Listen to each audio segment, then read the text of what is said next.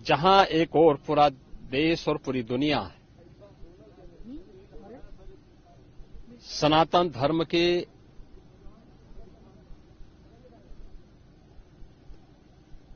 इस सबसे बड़े आयोजन का साक्षी बनकर के गौरव की अनुभूति कर रहा है,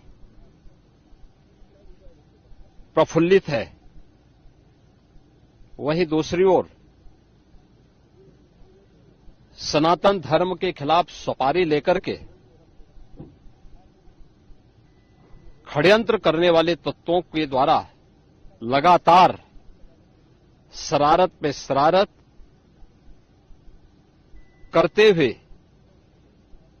झूठ के और असत्य के नित नए प्रतिमान भी गढ़े जा रहे हैं।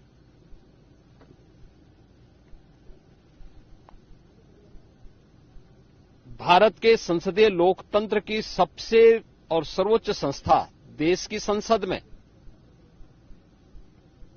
कांग्रेस अध्यक्ष से मल्लिकार्जुन खड़गे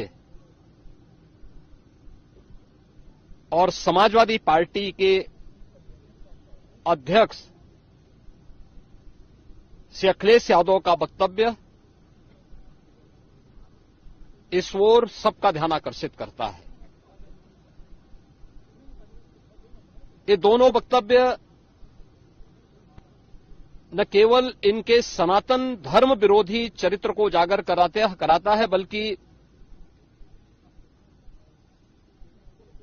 इनकी उस गिद्ध दृष्टि की ओर भी सबका ध्यान आकर्षित करता है जो लगातार इस महाकुंभ के खिलाफ पहले दिन से दुष्प्रचार कर रहे हैं। इनका ये बयान न केवल सनातन धर्म पर प्रहार है, बल्कि निंदनीय भी है और शर्मनाक भी। कांग्रेस अध्यक्ष का यह कहना कि प्रयागराज कुंभ में मौनी अमावस्या के दिन हजारों लोग मर गए, हमें अफसोस होता है। एक इतना वरिष्ठ नेता, कांग्रेस देश की जो सबसे पुरानी पार्टी है, उसके अध्यक्ष से अपेक्षा की जाती है कि वो एक मर्यादित बयान देश की संसद में रखें, और इतना गुमराह करने वाला बयान, झूठ पे झूठ, ऐसे ही समाजवादी पार्टी के अध्यक्ष का बयान, एक प्रतिस्पर्धा दोनों दलों में है, कौन कितना सनातन विरोधी वक्तव्य दे सके। ये कहना कि कोई आंकड़े नहीं दिए गए, यहां से प्रशासन से जो बयान जो आंकड़े दिए गए, उन आंकड़ों को मैंने भी सबके सामने रखा। घटना दुखद थी, हर व्यक्ति दुखित था, और जितने क्विक रिस्पांस से मेला प्रशासन, पुलिस, एनडीआरएफ, एसडीआरएफ, सिविल डिफेंस, इन सब ने मिलकर के घायलों को हॉस्पिटल पहुंचाने का काम किया, अपने आप में एक मिसाल है। करोड़ों लोग प्रयागराज में उस दिन उपस्थित थे। ये दोनों दल चाहते थे और सनातन धर्म विरोधी चाहते थे कि बड़ा हादसा हो जाए। हमारी पहली प्राथमिकता थी कि किसी भी स्थिति में इसको हम जीरो हादसे तक लेके जाएं, लेकिन दुर्भाग्यपूर्ण तरीके से घटना घटित हुई। लेकिन जितने क्विक रिस्पांस से प्रशासन ने और सभी संबंधित संस्थाओं ने कार्य लेकर के उन्हें हॉस्पिटलाइज किया, उसमें कुछ लोग उस हादसे के शिकार हुए, वह दुखद है। उन सभी परिवारों के प्रति हम लोगों ने अपनी संवेदना भी व्यक्त की और उसके लिए कुछ आर्थिक मुआवजा भी घोषित किया। यद्यपि किसी व्यक्ति की कमी मुआवजे से नहीं हो सकती, लेकिन तब भी हम लोगों ने एक प्रयास किया, घायलों का प्रॉपर उपचार कराया।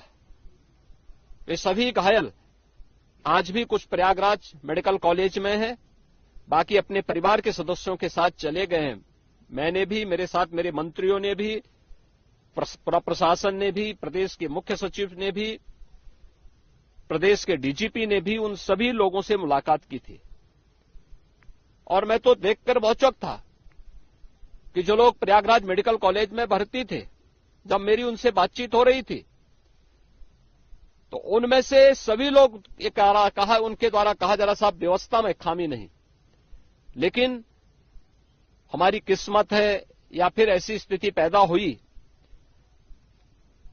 और उनके सभी पहलुओं को लेकर के सरकार भी जांच करा रही है और उसके लिए एक न्यायिक कमीशन भी हमने तत्काल गठित किया। लेकिन हमारी पहली प्राथमिकता थी कि जो ये लगभग 8 से 9 करोड़ लोग प्रयागराज में उपस्थित हैं, इन्हें सुरक्षित उनके घरों के लिए वापस भेजना।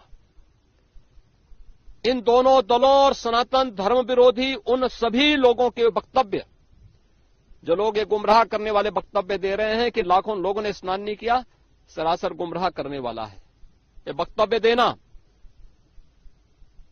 कि कोई अमृत स्नान या साय स्नान नहीं हुआ, ये भी गुमराह करने वाला वक्तव्य है और सनातन धर्म की अवमानना ही नहीं, बदनाम करने की साजिश का एक हिस्सा है। कोई परंपरा बाधित नहीं हुई। मौनी अमावस्या का स्नान पहले दिन सायंकाल 7:30 बजे से प्रारंभ हो गया था और अगले दिन पूरे दिन भर देर सायंकाल तक मौनी अमावस्या का मुहूर्त था। स्वाभाविक रूप से अखाड़ों ने हादसे के तत्काल बाद मेला प्राधिकरण के साथ बातचीत करके अपने स्नान को स्थगित किया था कुछ देर के लिए। और फिर जब मेरी उनसे बातचीत हुई दोपहर के बाद, सभी अखाड़े और पूज्य संतजन,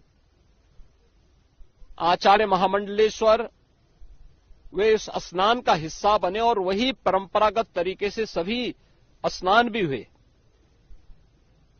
इस महाकुंभ में 3 अमृत स्नान थे, मकर संक्रांति, मौनी अमावस्या और बसंत पंचमी। इन तीनों में अमृत स्नान हुए जिसमें सभी अखाड़े भागीदार बने। पौष पूर्णिमा से आयोजन प्रारंभ हुआ। समाजवादी पार्टी के अध्यक्ष का यह वक्तव्य भी कि सरकार ने 100 करोड़ की घोषणा की थी, मुझे लगता है कि उनको बयान थोड़ा पढ़ना चाहिए। ये लोग 12 बजे सो करके उठने वाले लोग हैं। कार्यालय स्टाफ जिस प्रकार का इन्हें नोट बना करके देता है, ये उस प्रकार का वक्तव्य बना करके सामने प्रस्तुत करते हैं और फिर उसके अनुसार उसको लीडर के रूप में नहीं बल्कि एक रीडर के रूप में सबके सामने उस वक्तव्य को पढ़ करके अपनी जगहसाई करते हैं और राजनेताओं की भी जगहसाई करते हैं। यही स्थिति इन्होंने, मैंने बार बार कहा कि महाकुंभ में 40 से 45 करोड़ श्रद्धालु इस पूरे महाकुंभ के आयोजन में भागीदार बनेंगे। और मुझे बताते हुए ये भी प्रसन्नता है कि पिछले 22 दिन के अंदर इस महाकुंभ में 38 करोड़ श्रद्धालु अब तक यहां आ चुके हैं।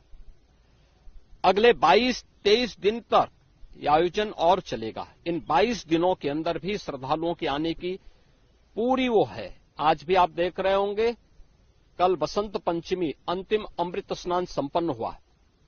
माघी पूर्णिमा 12 फरवरी को और महाशिवरात्रि 26 फरवरी को होगा।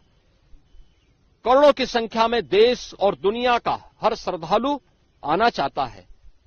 आज भूटान के महामहिम नरेश ने भी यहां पर अपने देश के तमाम लोगों के साथ में इस आयोजन में वे सहभागी बने। पूरी दुनिया आ रही है, लेकिन इन दलों ने जिन्होंने सनातन धर्म के खिलाफ सफारी लेकर के एक षड्यंत्र करने में लिप्त हैं, इनका षड्यंत्र कामयाब नहीं होगा। 29 जनवरी के हादसे की तह में हम लोग जाएंगे, षड्यंत्रकारियों को बेनकाब करेंगे और उन्हें सजा कैसे दिलाई जाती है यह आपने उत्तर प्रदेश के अंदर पिछले 8 वर्ष के अंदर देखा होगा। आगे भी आप इसको देखते रहिए।